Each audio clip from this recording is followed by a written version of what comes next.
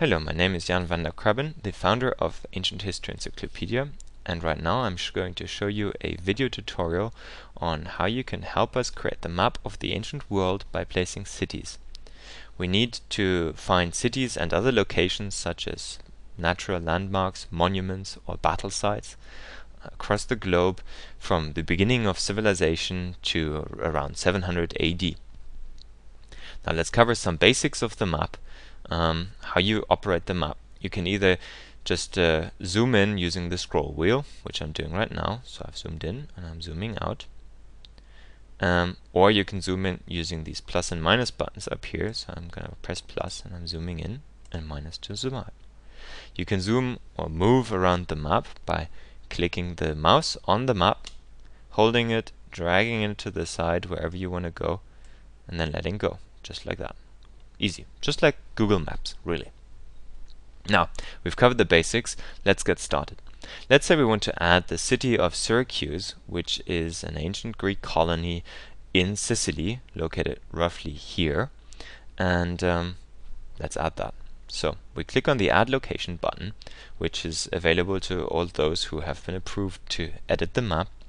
And when you click on the button, you get a new form.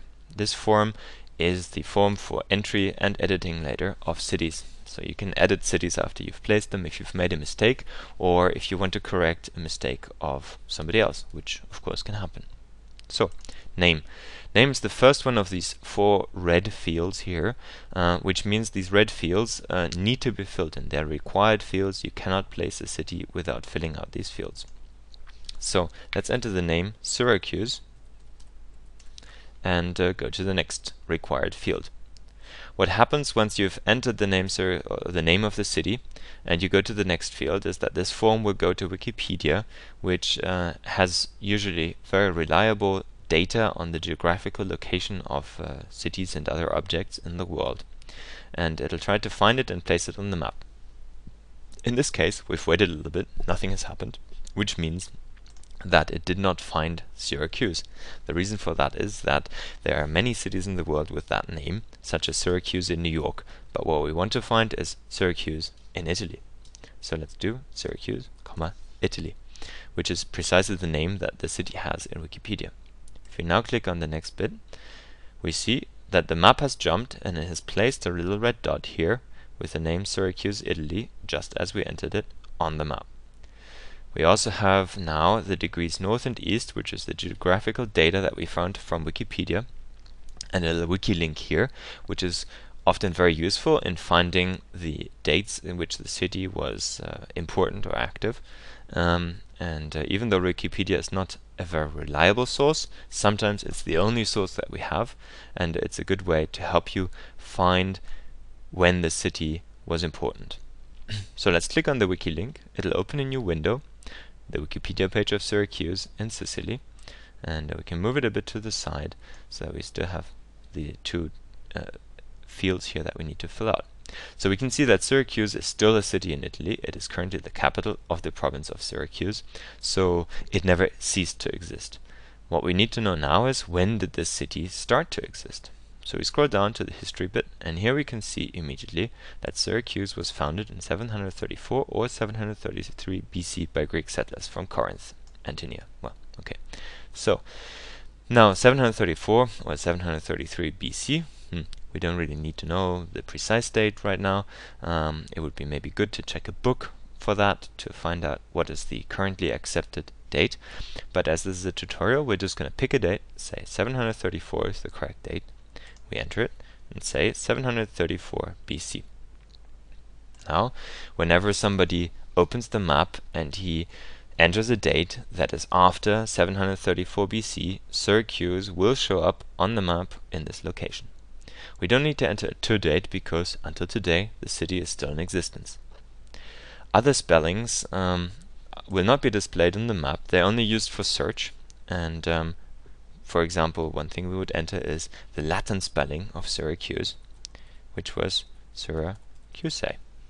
We could also look up the Greek spelling and add it with a space or not. I don't know the Greek spelling right now, but for the purpose of this tutorial, this should suffice. As I said, the degrees north and east were already entered from Wikipedia. Now what we can do to make sure that it's really in the right place is we can zoom in all the way onto the city, the maximum zoom level, see where it is, and maybe we're not quite happy with it. Or maybe we couldn't even find the data from Wikipedia and we have to, place it by hand manually. So what we do is we click on the place button, and now we can move our mouse over the map, and we can see that it's following our mouse, and we know it was located here. Well, pretty much, I think. Yes. And then we click. We don't want it too far in the sea. We click here. It's located there. We're happy with it. Yes. If not, we can click the place button again. We can move it again and place it again. Okay. Now it still says Syracuse, Italy, which is not something we want to see in our atlas, because first of all, Italy is not a country that existed at the time, and secondly, we can see where it is on the map, so we didn't need to write the Italy. So we just remove the Italy here, and we can see that immediately it changes here, live. Okay, so now we have pretty much everything we need for the city. We've said the name from when it was until when, no, today. Other spellings, we've got the location, and now we have 3 more things. Now, the label decides where is the city label going to be. Currently, the label is on the right, so we have the red dot, and on the right side, we've got the name. We can change that to the left side, and the name will go to the left side.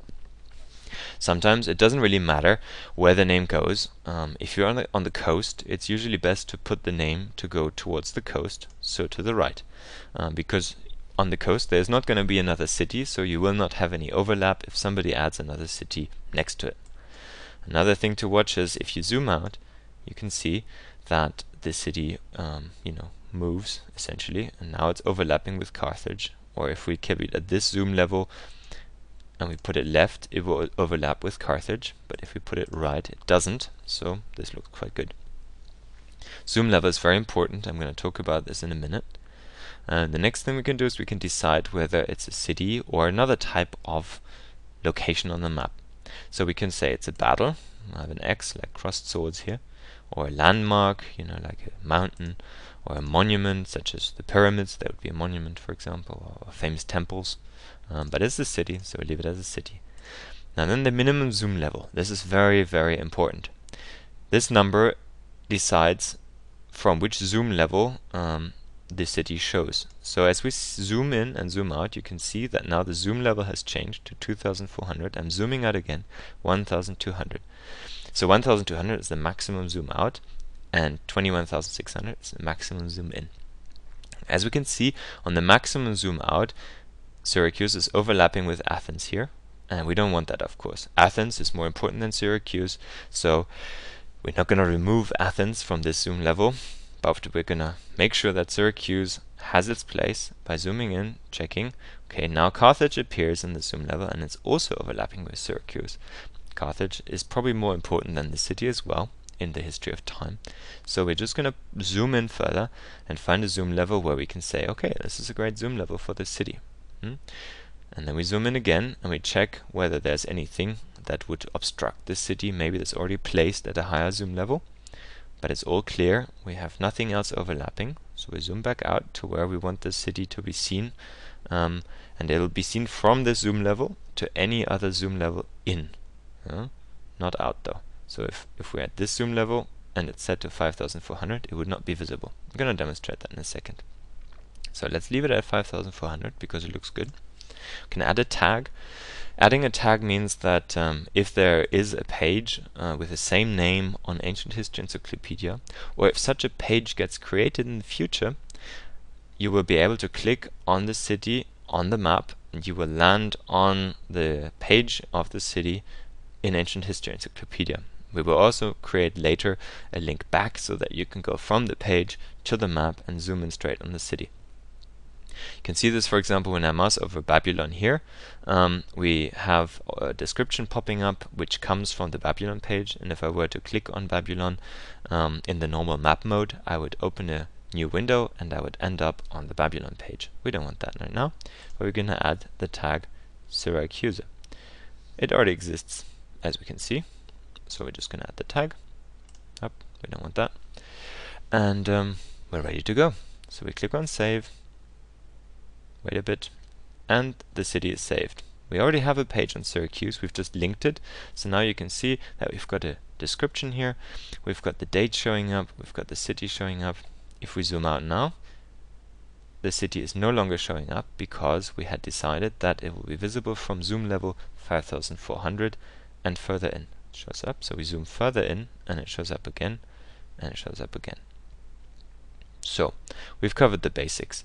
Now, let's say there's a mistake with Syracuse, and maybe it's not placed correctly, or it's spelled wrongly, or maybe you found out that 734 is not at all the right data which it started. We can now click on Edit Location, like I just did, and we're prompted to choose a location which we want to edit.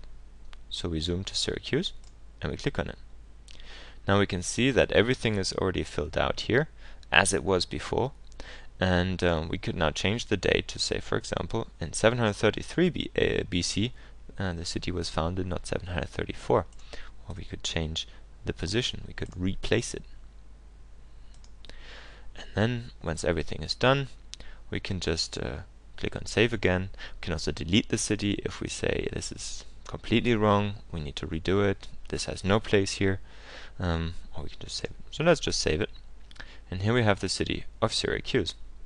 This is it. Now we can test also whether it works. So we know that in 734 BC the city was founded. So let's enter a date that is before 734 BC, 735 BC. And go. Syracuse disappears off the map. Now let's do 734 BC. And Syracuse appears on the map. And if we go to 734 AD, it's still in the map, but Carthage no longer is, because by that time it was destroyed. So now you essentially see how the map works.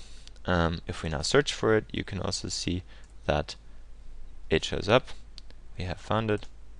Yeah, so we can click on it now because it's linked through the tag, and we're opening a new window which leads us to the Syracuse page on Ancient History Encyclopedia. Well, thank you for watching this tutorial. I hope that you have seen how it works. If you have any questions, feel free to email me. You can find my email address in the About page somewhere down.